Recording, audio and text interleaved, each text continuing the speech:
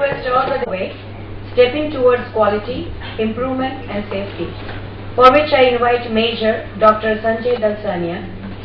Doctor is a Chief Quality Officer at Apollo Hospitals, Ahmedabad. He is Chief Quality Officer at Apollo Hospitals International Limited, Ahmedabad, a pioneer and one of the largest healthcare groups in Asia. He is responsible for planning, implementing and coordinating continuous quality improvement program, assuring quality standards and NABH accreditation. We have heard about quality from Dr. Meena, but the crux is to maintain it, which is really very difficult and which is what really matters. Let's hear it from Dr. Dalsania. शायद हमारी दिमाग की बत्ती जल जाए. Healthcare waste management, a very famous and very subject which is very close to the mind and heart of every healthcare professional. So do you. So healthcare waste management, we have heard a lot of seminars, conferences, papers, debates, conferences on healthcare waste management. We have also heard Environmental Protection Act, Minister of Environment and Forest guidelines of Gujarat Pollution Control Board. So, do we consider healthcare waste management is merely a subject of legal compliance, or is it something beyond that? But it is not that. The waste management is not only for legal compliance, it is also for quality and patient safety. How? Before proceeding further, I need to elaborate why healthcare waste is so hazardous. What are the hazards of our healthcare and biomedical waste? It is infectious. A lot of microorganisms are getting transmitted from biomedical waste. It is pathological in nature and it may produce a lot of diseases. A lot of sharp needles and other pointed objects may cause injury to the healthcare staff. There are a lot of hazardous chemicals, reagents and acids are used in hospital which are hazardous. A lot of radioactive substances and material are used in hospital which you may deal in your day-to-day life. Then maybe you may come across cytotoxic or genotoxic substances which may cause the genesis and the constitution of your cell as well as your genetic material. How diseases can be transmitted from biomedical waste? Either through airborne, pathogens may get transmitted by airborne route, or it may be direct contact through a broken skin, through needle-stick injury or any sharp injury. Diseases which may get transmitted like hepatitis, HIV/AIDS, tetanus, some disease of gastrointestinal tract as well as respiratory disorders, and of course skin disorders. So which are the population who are at risk? Not only doctors, not only nurses, but all the people who are visiting the hospital, may be patient, may be relatives, may be staff, may be any visitor or the community at large, and ultimately affects the environment in an adverse way. So healthcare waste management in a hospital is a system approach, right? For any system approach, you need to have structures, processes and outcomes. So what are structures you need to have for healthcare waste management? Structure in terms of standard protocols, policies, structure in terms of trained and motivated manpower, structure in terms of equipment and technology for healthcare waste management, and of course financial resources. Processes. Your processes for segregation, your processes for collection and transportation, your processes for disinfection and disposal of healthcare waste, and of course outcomes. If your structures are in place, if your processes are very much strong and capable, then you are bound to have positive outcomes. Outcomes in terms of minimal or no hospital-acquired infection, no sharp injury, safe working environment, so on and so forth. So at Apollo Hospital, I am going to share a few best practices which we have developed at Apollo Hospital, Ahmedabad. So initially, as I said, structure is very important, structure in terms of policies and protocols. So we have developed our biomedical waste management policy, in which we have defined and classified various healthcare waste. And we also have defined the SOPs, which kind of waste is to be managed how. We also have devised and instructed our staff, and we have also formulated guidelines to avoid and to prevent nosocomial hospital-acquired infections, which are getting spread by healthcare waste. This policy also says the safe working procedures and protocols for our staff. It also says what to do and what not to do in case of any accident or emergency. It also says the incident reporting procedures, and ultimately it leads to environmental conservation and protection to our society. So there are a few ground basic rules for healthcare waste management. The first and foremost is the segregation at the source. Where the healthcare waste is generated, the segregation has to take place at the source itself. There shouldn't be mixing of any infectious and non-infectious waste in the hospital. There shouldn't be storage of any healthcare waste in your hospital beyond 48 hours. And the staff who is dealing with healthcare waste at any point of time or at any period should be observing universal precautions in terms of hand hygiene, vaccination and personal protective equipment. So these are four golden rules which we follow at our Apollo hospitals. For management purpose, we have classified waste into key categories like clinical waste, which are generated from clinical and patient areas; sharp waste, which are needles, scalpels or any sharp objects; chemical waste, mainly from laboratories; pharmaceutical waste and discarded medicines from your pharmacy; laboratory waste, radioactive waste; cytotoxic and genotoxic waste; confidential waste if you are dealing with medical legal cases, and if you are putting your papers into dustbin, that is a confidential waste; and other general waste, that is food and domestic waste. So this is the healthcare waste management process at a glance. It has got 6 steps. The first is segregation, followed by collection, local storage, then transportation to central storage site in the hospital. Up to this level, these activities are being done in-house, and the next 2 steps are outsourced to any government authorized common biomedical waste treatment facility. That is transportation to final disposal site and treatment and disposal. So we'll go one by one quickly. As we all know, the healthcare waste is of 2 types, infectious and non-infectious. But the majority of this waste is non-infectious waste. So it is very important, it is crucial to segregate this infectious and non-infectious waste at the source of generation. So the segregation of waste is the responsibility of all staff, may it be doctor, may it be nurse, may it be pharmacist, or may it be housekeeper. It should be done at the source of generation itself. There has to be clear identification and sorting of any waste. There has to be guidelines which are given by Government of Gujarat. There are different color codings and policies which I am going to cover in subsequent slides. Display of segregation guidelines, government approved segregation guideline in all working areas so that staff can be very well aware about the segregation protocols. And color coding and labeling of the dustbins, polythene packs or any instrument or equipment which are used for healthcare waste management.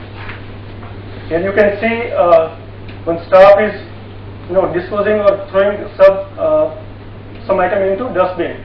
Here the dustbins are properly color coded: blue, green, red, yellow.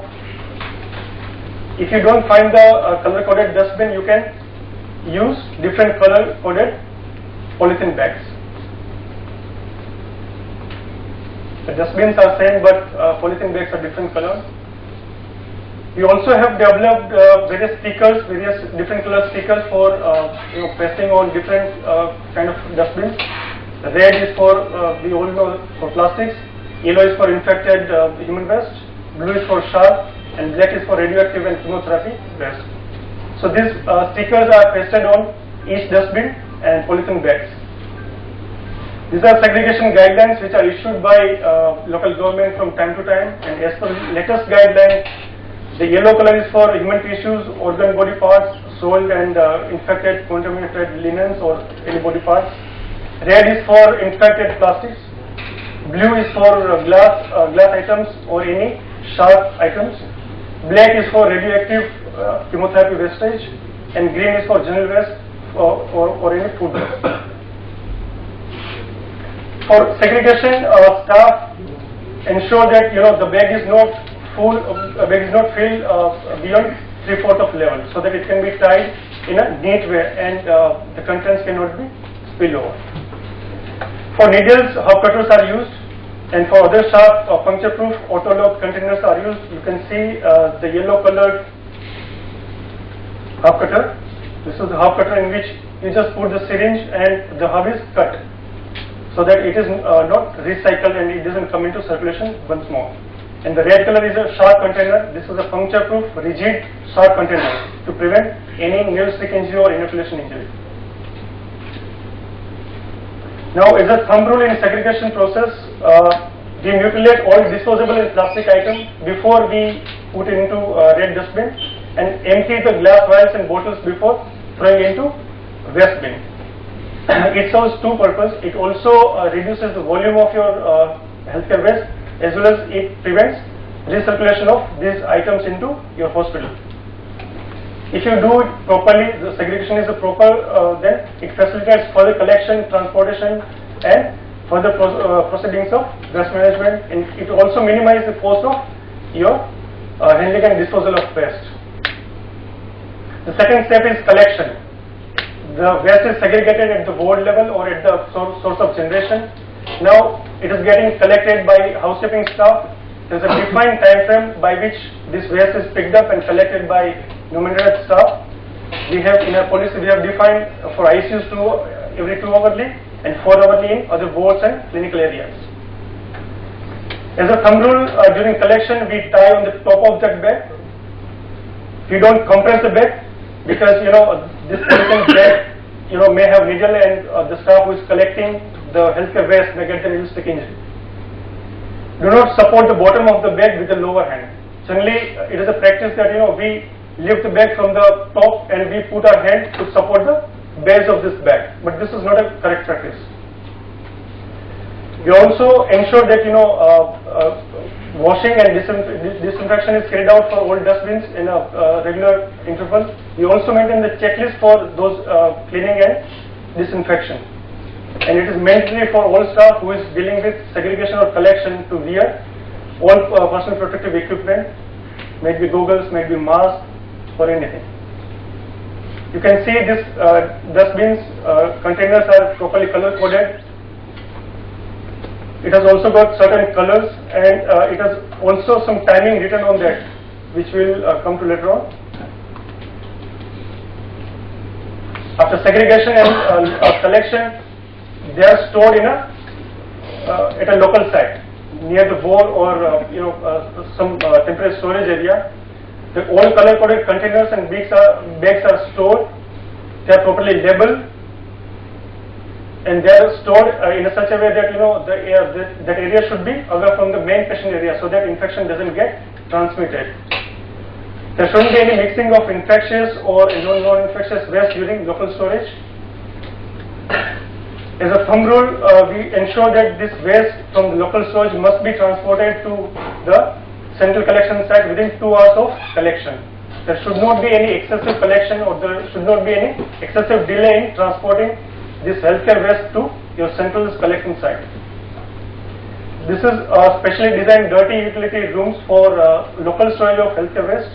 You can see the tiles up to 7-8 feet of the height, properly color coded bins, the staff using personal protective equipment. Now this waste is transported to central storage site, which is there in the hospital premises. So how to transport this healthcare waste to a central storage site? We have defined the guidelines in which the waste is transported in a closed, airtight, color-coded container trolleys. We also have defined the scheduled time interval during which this waste will be transported to central storage site. There is a special predefined waste route which has been specially created in the hospital from various areas, which leads to the central storage site, and this transportation will be carried out through a well demarcated dirty utility lift. right? The normal patient lift cannot be used for transportation of infected healthcare waste. And as a thumb rule, we ensure that there shouldn't be any crisscrossing of your food trolley with this food trolley or sterile areas with this infected trolleys. So there are separate schedule and separate routes have been designed for waste trolleys and food trolleys. Regular washing and disinfections are carried out for dustbins and containers, and staff use personal protective equipment while transporting. Here you can see such arrows have been, this is a marker for biomedical waste rule. All the hospital areas and boards are properly marked for this direction, and ultimately all arrows lead to a dirty utility lift, which is a special lift for transportation of healthcare waste. Here you can see the red arrows which are leading to dirty utility lift.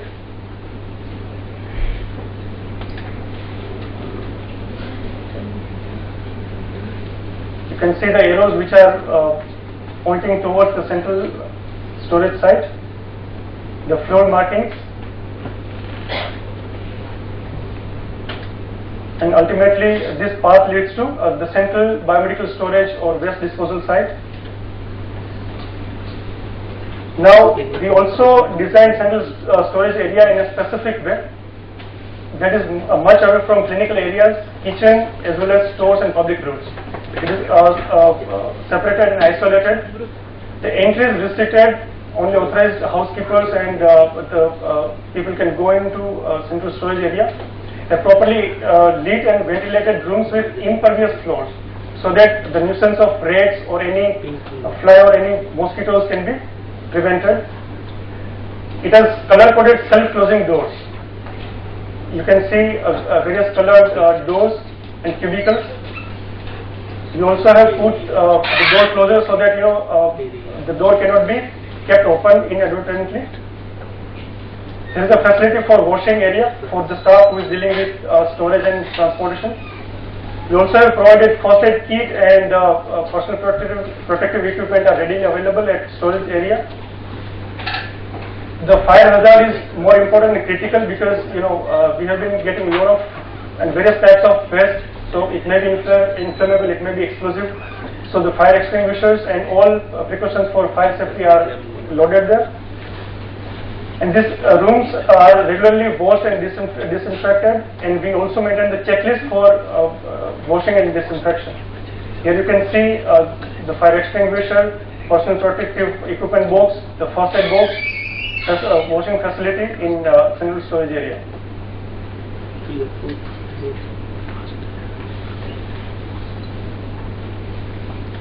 Now, up to this point, this is in-house activities. Now, we also have tied up with government authorized CBWTF, that is Common Biomedical Waste Treatment Facility, which is government authorized. So this now onward, these services are outsourced, and they come and daily pick the healthcare waste from our central storage area in a closed car, closed vehicle, in a smooth and impermeable surface, so that it doesn't fall. No waste should be kept stored in the hospital beyond the period of 48 hours. Generally, it comes on a daily basis, so it is automatically ensured that there shouldn't be any excessive collection. At the time of final disposal and final sending off, we weigh the waste to monitor the waste volume per bed, so that we can monitor how much waste is getting collected from various bed categories like ICU or other wards or operation theatre.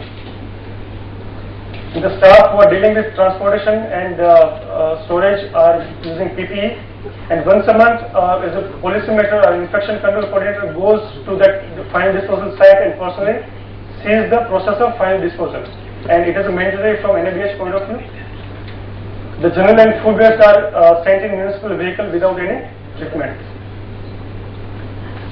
As per government guideline, healthcare waste have been categorized in 10 categories for disposal purpose.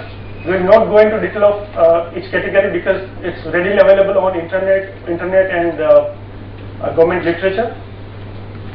So basically 10 categories for final treatment and disposal. But for treatment and disposal, as a thumb rule, the items should be disinfected and mutilate the waste before its final disposal. The syringes are cut and disinfected and put into sharp pits, and they are also chemically disinfected with 1% sodium hypochlorite before putting into sharp pits. The infected plastics are either washed or disinfected or autoclaved and then shredded, mutilated, and then sent for final disposal. And general waste, no any treatment is required, and it is directly sent to municipal waste dumps. Now this is the whole process of healthcare waste management. Now there have been, or there may be accidents or incidents, or any deviation from this normal procedures.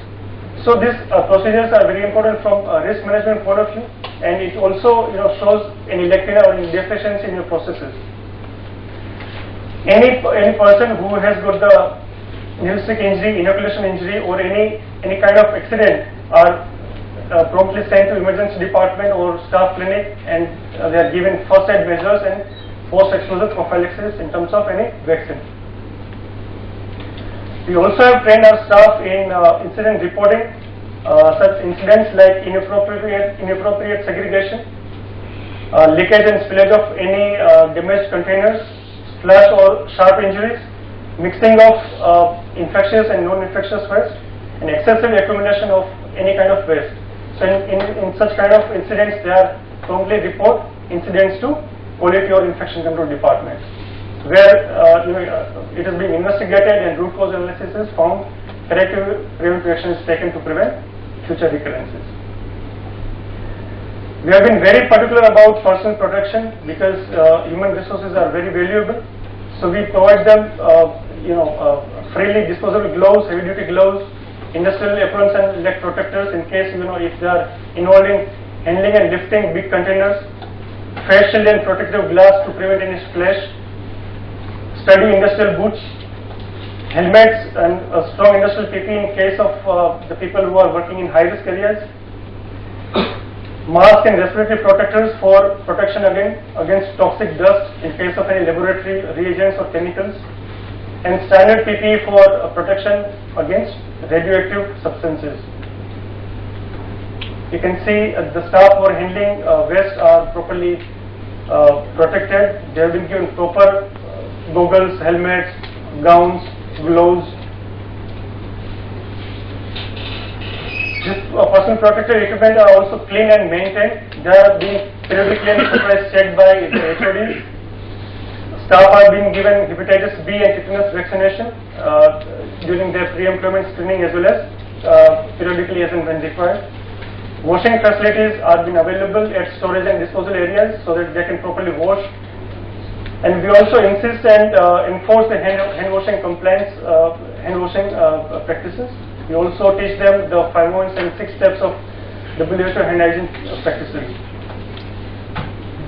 For staff safety, we teach them and we educate healthcare waste management protocols during their induction phase, and we also check the vaccination status in pre-employment screening as well as during the annual health checks. We vaccinate them as and when required or after any exposure or any injury, and we also have developed in-house software for monitoring their vaccination status so that nobody can be left out from vaccine. We give them training on occupational safety and occupational health hazards related to healthcare waste. We display SOPs and working protocols at all working areas. We give them PPE and we do it periodically. We periodically inspect the functioning and proper checking of PPEs. We also provide them spillage kit and mercury kits for any hazardous spillage, hazardous material kit, first aid kit, and firefighting equipment. Training and education is very important, and we've been training our staff right from induction. During orientation program, this has been the main focus agenda. We also carry out the training for our concerned staff at a regular interval. We train them on color coding, which kind of dustbin is used for which kind of waste, the route marking, labels, special programs related to sharp disposal. We also make them aware about occupational risks, the risks which are associated with their functioning into the hospital, especially in high-risk areas. And whenever we revise or we modify any of our policies and protocols, we retrain them. We train them on personal safety, how to use personal protective equipment, how to deal with spillage, what to do and what not to do in case of any accidents or emergency. We train them on proper cleaning and disinfection procedures. The training on hand hygiene, first aid, basic life support, fire safety training are mandatory for all the staff. We also conduct post-training assessment and competency evaluation, and we also conduct mock drills for healthcare waste management. Now, how do we assure the quality of our healthcare waste management processes? We do conduct audits which are process-based. We already have planned, we monthly carry out this audit for healthcare waste management, and we also randomly check and go to any area and see the segregation process, the collection process, the transportation on a surprise basis. We also send nursing department to biomedical waste area. We send doctors to biomedical waste area, and this is how we conduct the cross-departmental process audits. We also do waste audit in which we see the segregation is properly done or not, the staff are properly aware or not, and they are properly segregating various healthcare waste into different colored dustbins. Labels are proper or not, and we also monitor departmental waste volume per day, so that it is monitored how much volume is getting created in a particular area. Biomedical waste management has been a prominent agenda in our monthly infection control committee, and it is aggressively discussed, and microbiologists and infection control coordinator seriously take this issue up. In a quality watch, we have, it is a sort of checklist in which out of 30 agenda, 25% of agenda are related to biomedical waste management. We also see and audit the adherence to cleaning checklist, cleaning of dustbins, cleaning of containers, cleaning of routes, and cleaning of central storage area. We also monitor and investigate injuries to various categories of staff like nurses, housekeepers, doctors. We also analyze and investigate the incident reports which are getting collected from healthcare waste area. We also monitor hospital-acquired infection rates so that we can know the deficiency and the efficiency of our healthcare waste management process. And we also check and monitor hand hygiene compliance. So this is how we maintain our quality assurance. And our staff believes infection control is in our hand and it is our responsibility. So this is about the infection control and biomedical waste management at our hospitals. Thank you.